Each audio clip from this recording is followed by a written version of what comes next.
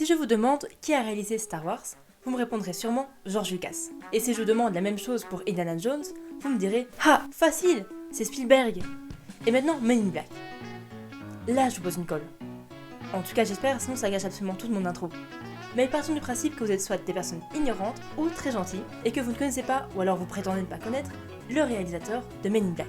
Et ça tombe super bien, car je suis là pour faire changer les choses. Le changement, c'est maintenant. Alors laissez le génie de la lampe éclairer votre lanterne et veuillez accueillir Barry Sonnenfeld.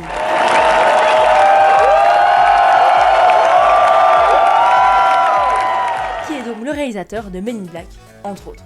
Mais on y reviendra plus tard. Commençons par le commencement. Barry Sonnenfeld est un réalisateur, producteur et un directeur de la photographie. Il est né à New York le 1er avril 1953. Et je n'arrête pas d'imaginer l'accouchement. Ah chérie, je perds les os. Oh, poisson d'avril, t'as bien fait de m'avoir. Chérie, je suis sérieuse. Oh non! Ça devait être incroyable. Il fait ses études à la New York University, une école principalement constituée de violets, et il commencera sa carrière en tant que directeur de la photographie.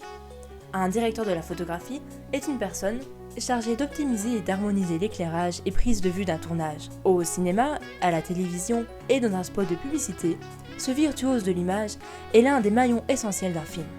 Le niveau scolaire requis est le bac+2, et son salaire est estimé entre beaucoup trop pour une personne et ce que je ne gagnerai jamais.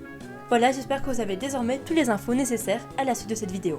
Il travaille donc en tant que directeur de la photographie jusqu'à plus ou moins la fin des années 80.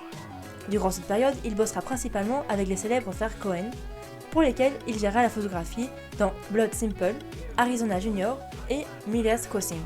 Bien évidemment, ce ne sont pas ses seuls projets en tant que directeur de la photographie. Mais sa collaboration avec les frères Coen reste l'événement le plus notable et fructueux pour lui à cette période. Cependant, ce qui nous intéresse, c'est de savoir ce qu'il a réalisé. Et on peut dire qu'il commence fort dans le game en réalisant son premier long métrage en 1991, The Addams Family.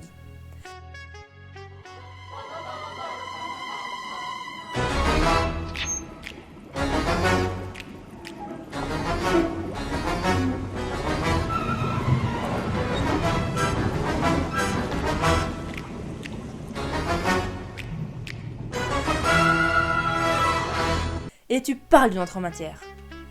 Faut absolument que je fasse une vidéo sur ce film. Ouais. Bon, 2 ans plus tard, The Addams Family sort la suite, Addams Family Values. It's an Addams. Également réalisé par Barry Sonnenfeld. Et il est tout aussi bien que le premier, si vous voulez mon avis. Malheureusement, il enchaînera avec un joli petit ratage, For Love or Money, une simple comédie romantique, pas fort appréciée, mais totalement rattrapée en 1995 par Get Shorty. Et c'est en continuant sur cette lancée qu'il réalise 2 ans plus tard le fameux Men in Black. Nous sommes les Men in Black. Tu connais la différence entre toi et moi? C'est que moi, j'ai la classe. Men in Black.